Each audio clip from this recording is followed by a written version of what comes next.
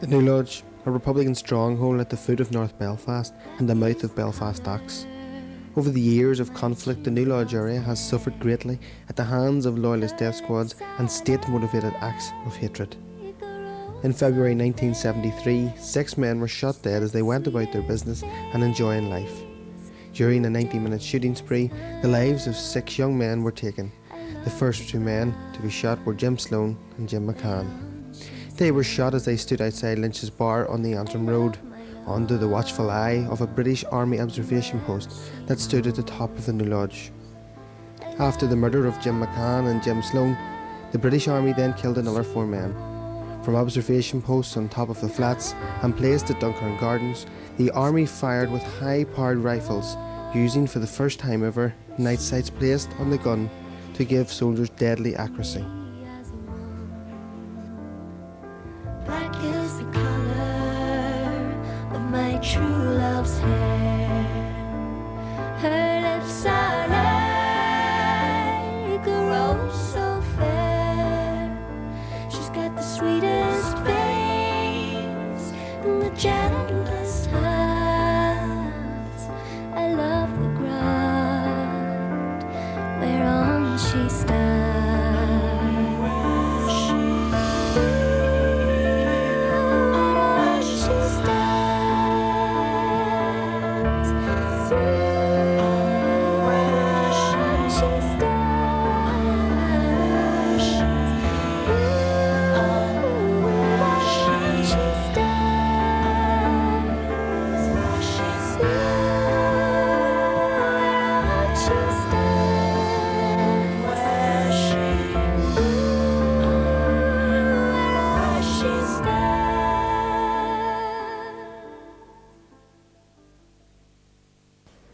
Jim McCann, aged 18, was the youngest of 8 children. His father fought for the British Army in the Second World War and was captured and held as a POW. On the night of his death, Jim was out with his girlfriend and friend Jim Sloan. He left his girlfriend home and told her he would be back. At approximately 11 p.m, Jim was shot dead as he stood outside Lynch's bar on the Antrim Road. Jim Sloan, aged 19, was the second eldest of 5 children. He was raised in Ballymurphy and moved to the New Lodge later in his childhood years. In 1972, Jim married Winifred McNally and they lived together in Leper Street. Jim was a keen Elvis fan and wanted to return home to watch an Elvis movie on TV on the night of his death. Unfortunately, he never saw the movie. He was shot dead along with Jim McCann. Tony T.C. Campbell, aged 19, was the 3rd oldest child of Billy and Rosina. He attended St Patrick's Primary School, then went to Barnegate Secondary School. He was a member of the local Newsboys Youth Club and was known to be a happy-go-lucky kid. On the night of his death, Tony was celebrating his 19th birthday. Unfortunately, he would not see his 20th. He was shot dead trying to run for cover from British Army gunfire. Brendan Fat Maguire, aged 32, was the youngest son of Samuel and Mary Maguire. He came from a family of 7 children. He attended Holy Family School and left education at the age of 15 to provide a much-needed wage for his family. On the night of his death, Brendan was sick with the flu and had went for a couple of cokes with his friends. Brendan left to go home. He never made it. He was shot dead. John Loughran, aged 34, was the son of Mary and John Loughran. He came from a well-known family and a family of boxers. John married his wife Anne and had 3 children, with the 4th child on its way. He worked away from home a lot and would sometimes return at the weekend if he was near Belfast. On the night of his death, John and Anne were in bed watching the late Elvis movie. He heard calls for help and went out to help the men who had been shot. John went out the last time to help young T.C. Campbell. He never returned. He was shot dead. Ambrose Hardy, aged 25, came from a family of 9 brothers and sisters. They were another well-known family from the area. He attended Barnegate Secondary School on the Antrim Road, and at the age of 14 he left to earn a living for his family. On the night of his death, Ambrose was with friends in the Circle Bar, listening to the music group Wheelbase. As the shooting quietened, Ambrose wanted home to make sure his family was safe. He got a white piece of cloth, and as he left the entrance of the bar, he waved the cloth. He was shot dead immediately.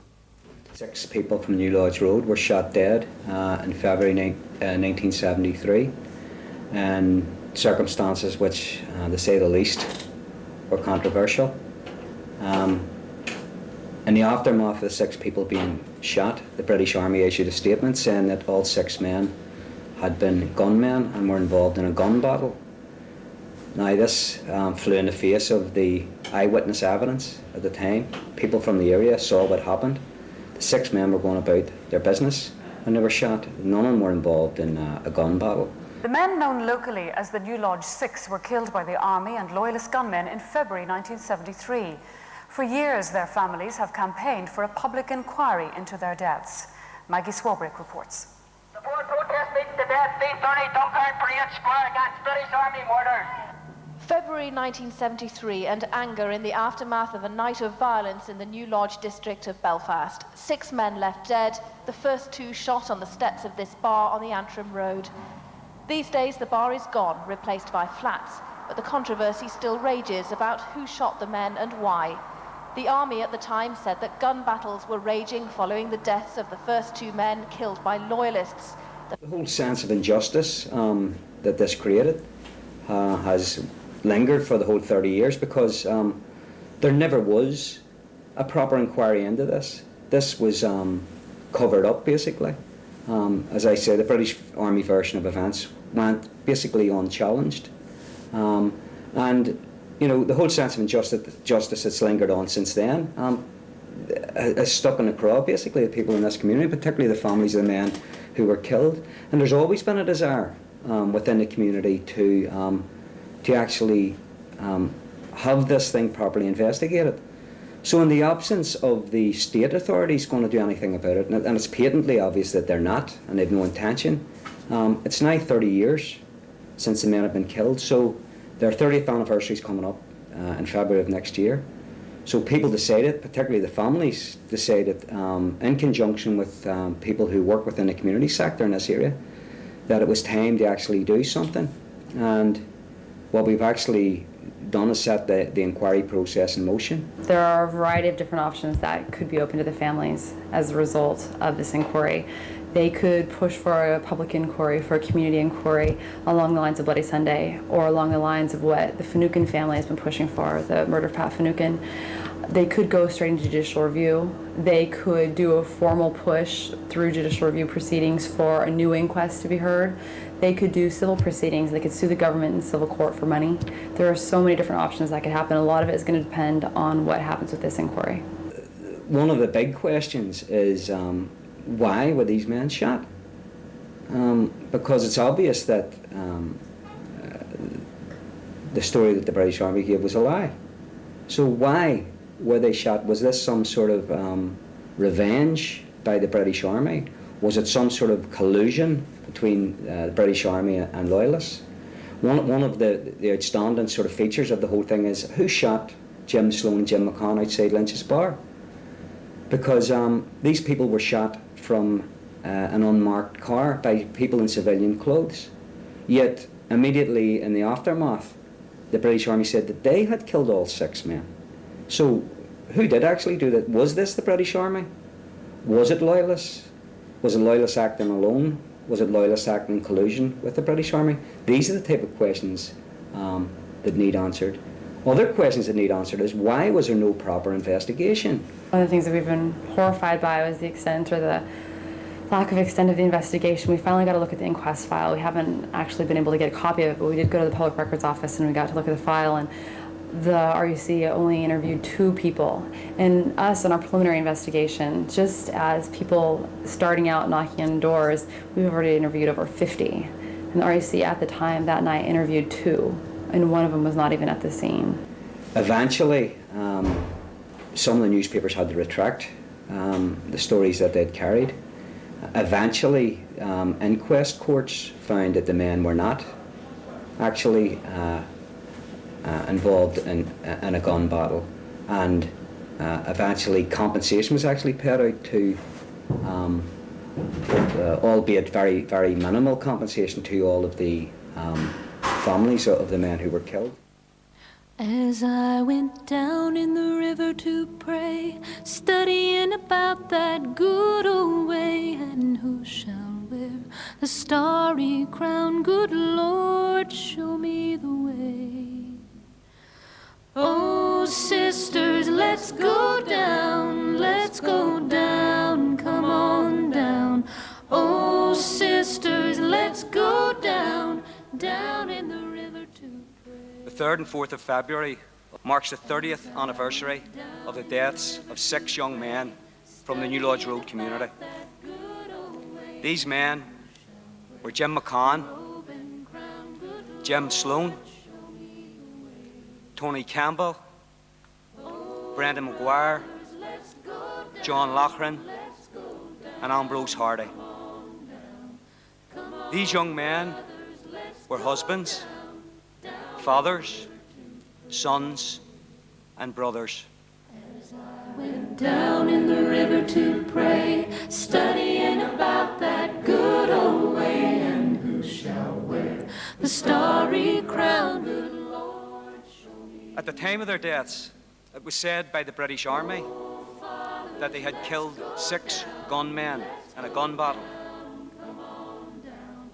The British political establishment and the British media said that the 6 men had basically got what they deserved. In the river to pray, studying about that good old way, and who shall wear the robe and crown? Good Lord, show me the way. Oh, mothers, let's go down, come on down, don't you want to go down? Come on, mothers, let's go down in the river to pray. As I went down in the river to pray, studying about that good old way, and who shall wear the starry crown? Good Lord, show me the way. Oh, sinners, let's go down, come on down. Oh, sinners, let's go down in the river to pray. As I went down in the river to pray, studying about that good old way, and who shall wear the robe and crown? Good Lord, show me the way. As I went down in the river to pray, studying about that good old way. After over 5 months of exhaustive work, we finally reached the point where we can at last begin the process of trying to expose the truth of what happened on that tragic night. In so doing, we hope that we can make a positive contribution to the conflict resolution process and to the establishment of a socially just and peaceful society. And indeed, if we are ever to create a new dispensation built on the principles of justice and equality, then there can be no hierarchy of victims. The health of every democracy can be measured by its openness, transparency, and accountability. This is particularly so with regard to all of the interlinking branches of a democratic state, from executive level to the functionings of its various departments and agencies. The fact that the community of New Lodge has found it necessary, after almost 30 years, to establish a community inquiry into the shooting dead by Crown forces of James McCann, James Joseph Sloan, Anthony Campbell, Brendan McGuire, Ambrose Hardy, and John Loughran on the night and early hours of February 3rd and 4th, 1973, with the suspected collusion of loyalist paramilitaries, is a shameful indictment of a democratic state, a state which demands high standards from its citizens, but has appallingly failed to uphold and protect basic civil and human rights of some of those citizens.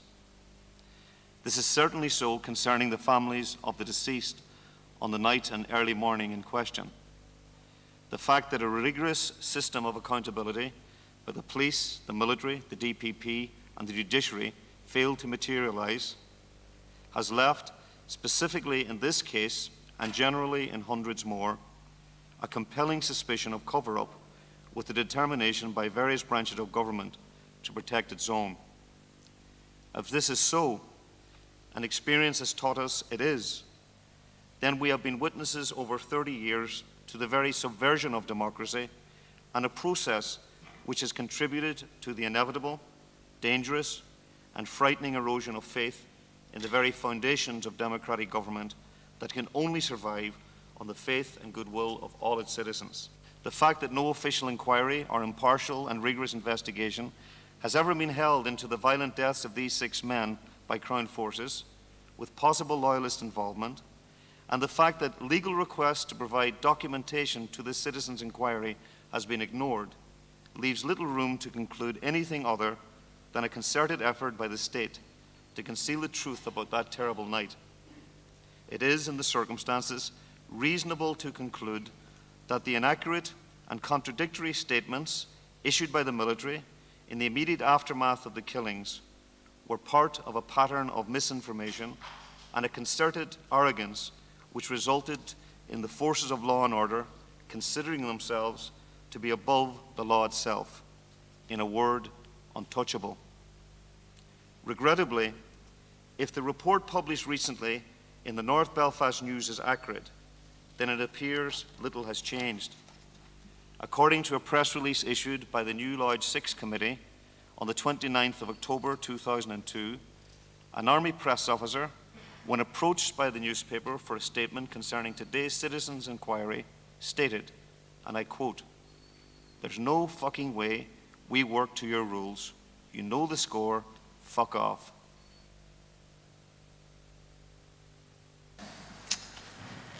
As we were going towards the top of the road where the Lyceum was, we heard gunfire. And Marion and I decided, we didn't really know where it was coming from, so we decided to go onto the Holidays Road. And we walked along Holidays Road till we came to Stratheden Street because we thought it would have been safer in the side streets rather than on the road. And we walked down Stratheden Street. We stood for a while and TC was with us at the corner and we were trying to make up our minds, would we make a dash for it to get to the other side of the road? Why did you have to cross Edlingham? Because if I needed to get onto the New Lodge Road, you would have to cross Edlingham Street, and at a small angle there was an entry, and we knew if we had got into the entry we could have got through one of the houses and onto the New Lodge Road. Did you do that? We did, yes. You and Marion were successful in getting across? Yeah, we run across first. What happened next? We were just across the road and somebody ran behind us. I wasn't sure at the time who it was, but when that person ran out, they were shooting, and when we turned round, their body was lying in the middle of the road. Did you and Marion cross together, cross Edlingham? We did, yes. Were any shots? Well, we stood for a while at the corner of the entry, and we were trying to make up our minds, could we get out to him? But it was impossible, there was that much shooting going along the road. So we decided that we would run down the entry, kick somebody's door in and get through so that we could tell somebody that we could get him some help. Did you do that? We did, yes. We ran into Mrs. Loughran's house. What happened there? When we got into her living room, there was a man bent over in the middle of it and he had his trousers down, and I can remember that he had a gunshot wound in his backside. So it was an embarrassing situation, so we just walked on through the room, and when we got out into the hall, the parlour was lit up and there was a man lying on the settee, and Mrs. Loughran was trying to give him some kind of aid.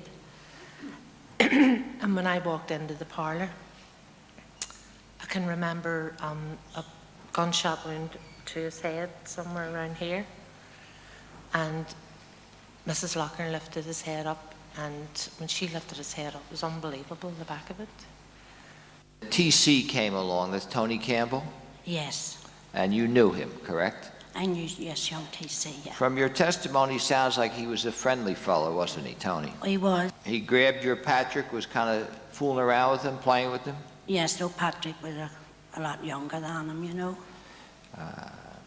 And did Tony seem relaxed at the time? Yeah, as a matter of fact, my young lad had purchased him a lollipop, and it was one of those pops that there was chocolate at the top. And he says, he gave me a share, and Patrick gave him the lolly, and he took the whole chocolate off the top. And Patrick, he started to lost the head. You know, and I couldn't go back to the shop because it was closed. What the point is he seemed to be in a friendly, relaxed mood, correct? Yeah, he was. He was always like that, happy lad. Yeah, and he wasn't, didn't appear to be angry or... No, happy. Okay. I was halfway down, the Lyceum Picture House was a long building, and we were just halfway down TC, and Patrick and I, whenever there was a burst of shots, and TC threw me into a small hallway at the end of the Lyceum Picture House, and then there's an entry beside it. Can you tell us where those shots were coming from? Well, they're from the top of the road, definitely, because we were facing down the New Lodge, and this was mostly, we were at the top, you see. Well, I remember the two young fellas looking through the lounge when me and the wife was, and they went out up the hall to go out on the, outside the bar. And I was on the phone, and they came back in. Then I went out again, but I finished my phone call, and my back in was sitting with the wife. And when you say the two young fellows, you're referring to the two Jims? Yeah. Yeah. And I said to my wife, I heard the burst of machine gun fire. And somebody running and said they only after shooting somebody outside the bar. And I told the wife, to stay where she was, and I ran out. And the two of them were sitting slumped just outside the bar.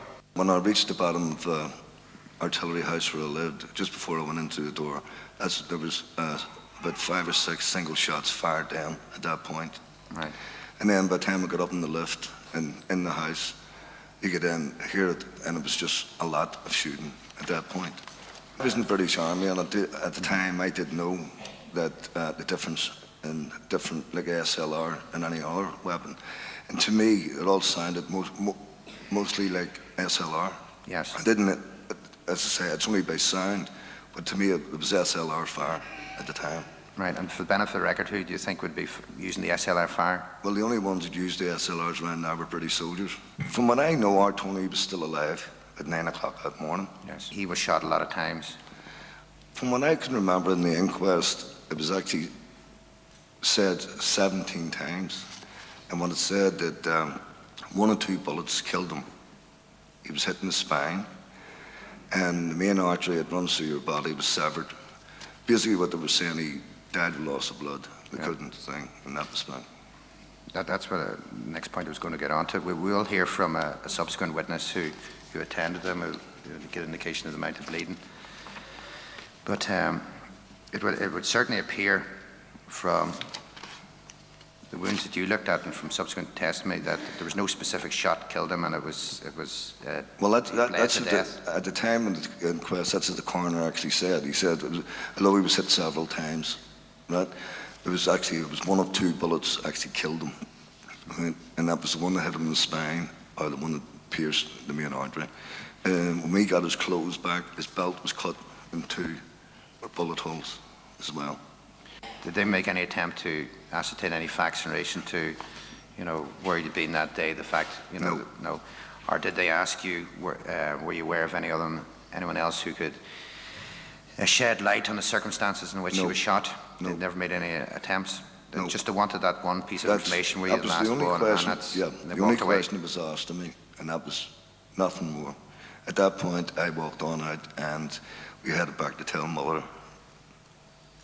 the news. We all met up on the New Lodge Road, just a group of friends, and we all ended up going into Noonton Disco, which we went all the time, every weekend. And from Noonton Disco, we give TC the bumps for his birthday, and he was really enjoying himself, and a crowd of us were all happy. And as I say, a friend and myself just got hungry and we left the disco and we went to the Chinese restaurant that was, you know, just down below Lynch's bar, and because we were hungry, you know, just... And that was your friend Geraldine? Yes, and my you, friend. Just the two of you, was it? Yes, me and Geraldine. We went into the Chinese restaurant, and because it was a sit-down restaurant then, and we were just, we were sitting down actually to have our meal, and the restaurant was packed, and Geraldine was facing me, and my back was to the window, and the next thing, we were just about to eat our food, and all we heard was this gunfire, you know, and the windows getting smashed in, and we all just knew to get on the floor as quick as possible, you know, because it was, they were trying to shoot at us in the restaurant, and we all got onto the table. It was like a square table like this, and we just got underneath the table. And my friend at the time, she had lovely long blonde hair, and when we got up from all the squealing and everybody else screaming and crying, we got up, and Geraldine's hair was actually singed. So she started to shout, "Pat, Pat," and I knew it was Lily then. And I says, "Lily, what's wrong?" And she says, "Pat TC, Pat TC." So me and Geraldine then made our way over to where Lily was. And there you found Lily with TC Yes. on the ground? Yes. Yes. And then I want to read you the next paragraph of your statement. Yes. In which you say, "I went to get help and knocked on John Loughran's door," Yes. which was just a few It doors was down exactly, from it the was printers. his mother's door. I didn't know John, you know, at the time, but it was his mother I knew. It was his mother's door you knocked Yes, on, so because- not yeah. John's, but his mother's, which was next door, Yes, wasn't it? uh-huh. Yes. And you say Mr. Loughran came to the door. Yes. That is John. That is you're John. meaning, yes. I remember exactly what he was wearing when he answered the door. Yeah. He was wearing a snow-white vest and had on a pair of trousers Yes. with no shoes on. Yes. John came clambering down the hall. Yes. He didn't say anything. No. He just came out of the house. Yes, because we were actually squealing for help. Somebody He was help, screaming help. for help, and when he came out, Yep. Geraldine ripped off his vest Yes. and took it over to TC Yes, to we staunch the all, blood. yeah, run to TC.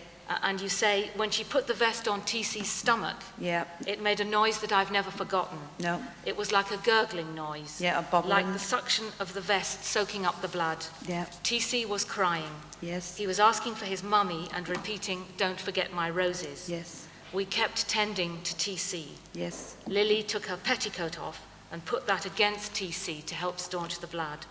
All the while we had to duck. Yeah. The bullets were just whizzing past our heads and hitting the wall of the old Ralstons behind He us. said, "Give me time to put on my boots, Mummy." And he went up the hall and they came out, the boots weren't even tied. And it was Big Brent McGuire. But whether I went to the door or not, whenever I had the shots tail come out, he was working in Irvinstown. He come home because his wife was expecting a fourth baby. That wee boy was born 3 weeks after that. And, oh God, I don't know. It was a terrible time. Not only for me, but for all the other people. I felt for them too, because I knew. But the thing that hit me hardest was it was me that brought you out. And the only thing I could console myself with is when he would have heard the shot, he would have come out. That was his nature. Oh my God, I'll never forget that night till the day I die. And when I went out onto the road, and I seen O'Hallam Hen, oh God bless us, I couldn't believe it. And I seen by John, and I lifted him up in my arms.